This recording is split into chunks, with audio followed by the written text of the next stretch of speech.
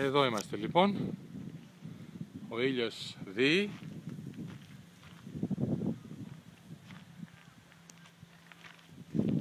Να η βαρκούλα σκεπασμένη.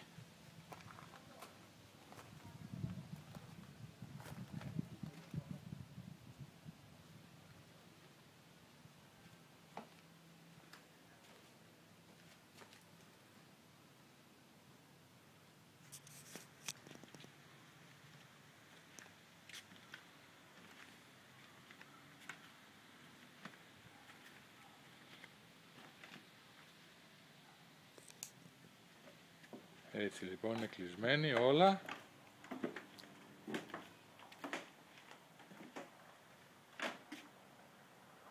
Τι ωραία που είναι κλεισμένοι τα πάντα.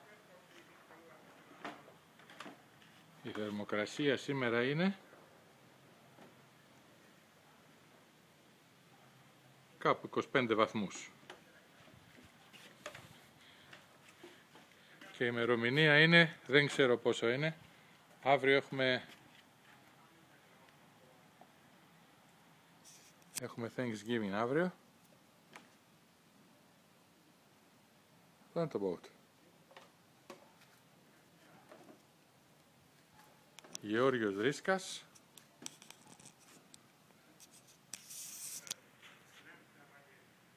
Εδώ είμαι, η βαρκούλα μου τελείωσε η σεζόν.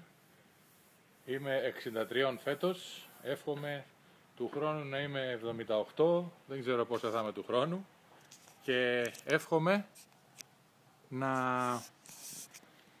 ξαναρθούμε πάλι του χρόνου.